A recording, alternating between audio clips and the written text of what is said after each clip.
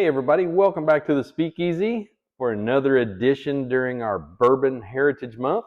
Today we're looking at Knob Creek 12-year-old Kentucky Straight Bourbon Whiskey. This one is 100 proof. I don't believe this is a blend. Aged 12 years, small batch Kentucky Straight Bourbon Whiskey. It does not say, so I believe that is not a blended whiskey. So according to the site here, this is, of course, Knob Creek is owned by Jim Beam, Claremont, Kentucky, 100 proof, so 50% ABV. Color-wise, they say it should be copper to medium amber. Let's see what we get here.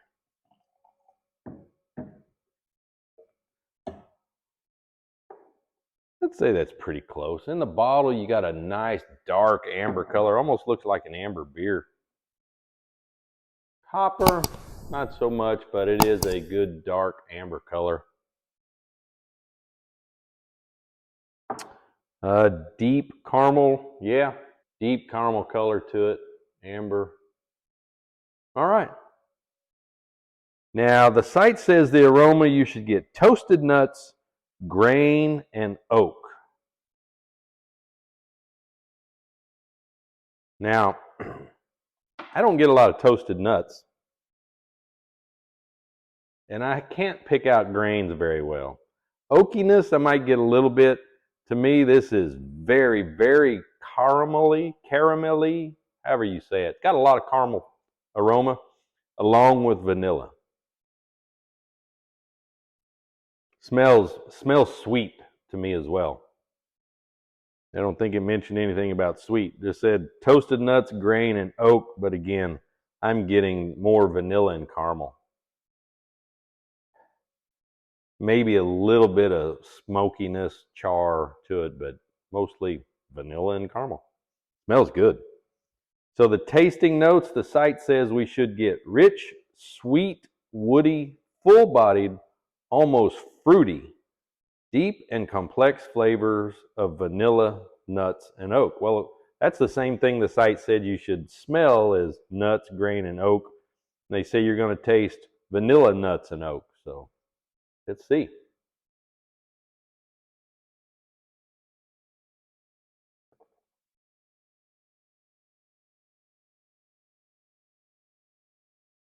Definitely taste vanilla. Nuts, not so much. Getting some oak, just a little bit of spiciness on that initial hit inside the mouth.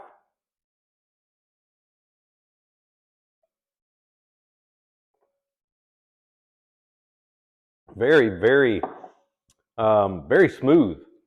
Not spicy to me at all. The finish I don't get. It says, yeah, long, full, rich, and glowing. I don't know what glowing is as far as a finish, unless my face is glowing from drinking it. But I think that it does have a very, very full flavor. I was surprised because I love Knob Creek 9-year-old. This is single barrel reserve. I've got the regular Knob Creek 9 back here. I love Knob Creek, and which is weird because I believe this is this is a Jim Beam product. I'm not a big fan of Jim Beam, but I do love Knob Creek. Made lots of old fashions with it. This is actually one now, Knob Creek Maple. If you paid any attention to my Crown Royal video I did last month, which had the Crown Royal salty caramel. I love Crown Royal salty caramel. I'll put a link to that video up here.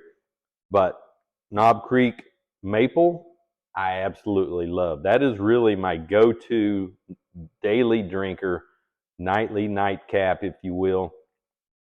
To me, it's just nice and sweet. Not too strong. I think it's 80 proof as well. This is 100, but it has everything that those guys do, and I think more. I think this 12 is better than the 9-year.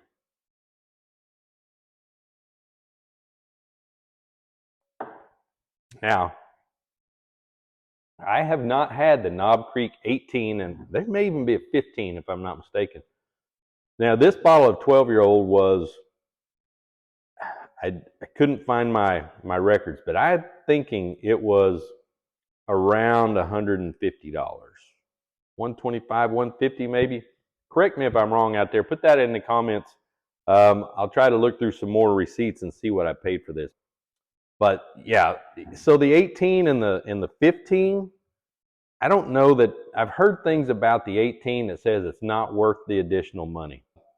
I wouldn't see any reason to spend more than that if you're looking for a good Knob Creek, unless the 15 or 18 is just that much better. If you've had Knob Creek 15 or 18-year-old, put that in the comments below. Let me know what you think of them.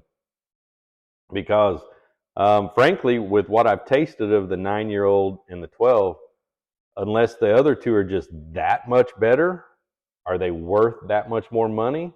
And if they're not twice as good as this is, why would I pay twice as much just to get something that's twice as old? I don't know. Not in my DNA. It just smells great though. Yeah, smells great, tastes good. Now, I've been doing it, I haven't done it on all of them, but I've been adding a couple drops of water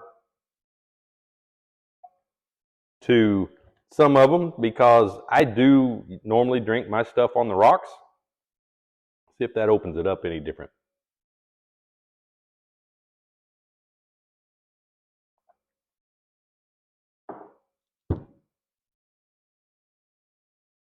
Honestly, it tastes the same.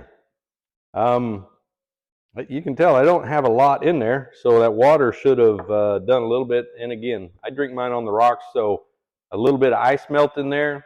You're just going to get a complete range of profiles from with it just being warm, just poured over the ice, to 5-10 minutes later, you're getting to the bottom of your pour and your ice melt has really started.